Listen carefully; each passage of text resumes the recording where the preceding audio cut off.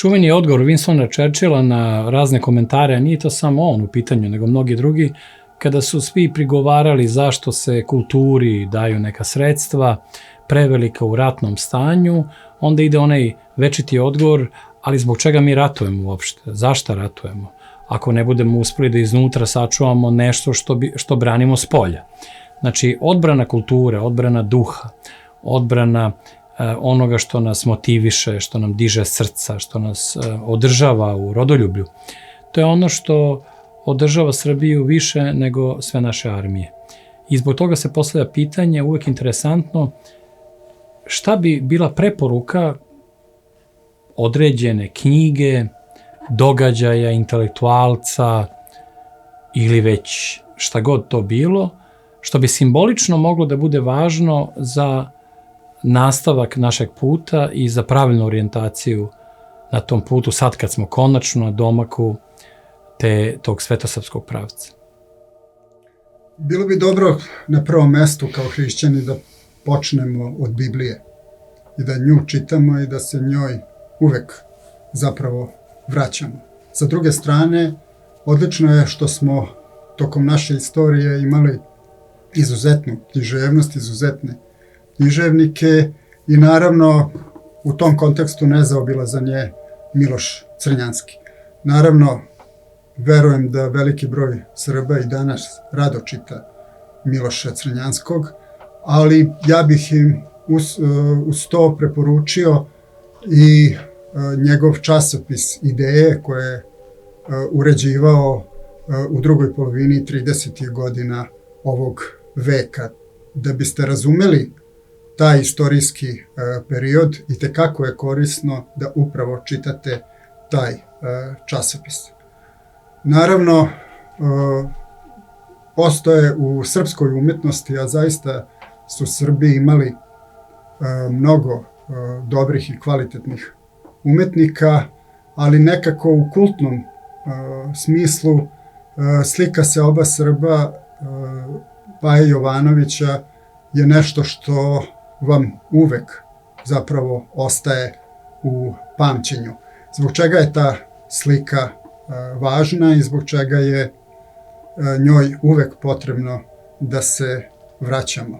Jer ta srpska slika Seoba Srba zapravo pokazuje srpski narod u pravom svetlu kao ozbiljan, organizovan politički narod koji pored svog naroda ima svoju i duhovnu i vojnu i političku elitu.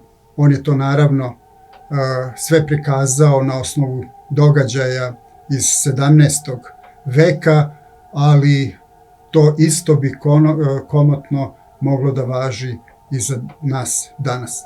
Ako bih se ugledao na neku ličnost, značajnu istorijsku ličnost iz naše istorije, to bi svakako bila ličnost generala Milana Nedića, oca Srbije, koji je u najtežim okolnostima bio spreman da na sebe preuzme na najteži mogući način da preuzme breme sudbine srpskog naroda i da na taj zapravo način i dan danas nam pokazuje putokaz kakav treba srpski lider da ima odnos prema svojoj naciji, prema svojoj državi. I postoji, možda za kraj da spomenem, postoji jedan intelektualac, mada uslovno govoreći, s obzirom da je on bio pre svega političar iz tog ključnog perioda srpske istorije 30. godina 20. veka, a to je bio Dimitrije Ljotić. Jedna od, po aktuelnoj historiografiji, jedna od najkontroverznijih ličnosti onog vremena, mada kada se konačno suočimo sa istorijskom istinom, shvatit ćemo da nikakve kontroverze zapravo i nema.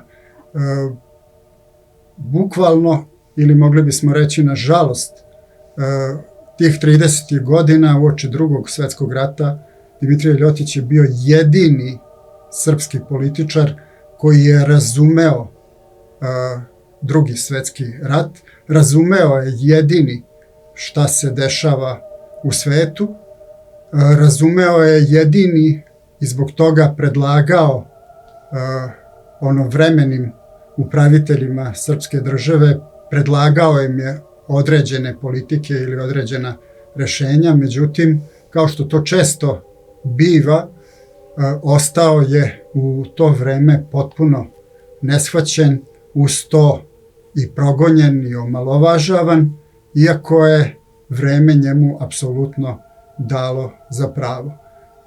Nedavno sam ponovo čitao sve njegove članke, a mnogo je pisao i objavljivao, jer je na taj način ukazivao i ondašnjoj eliti, ali i narodu šta bi moglo da se desi ako se ne uzmu ili ne prihvate njegove preporuke.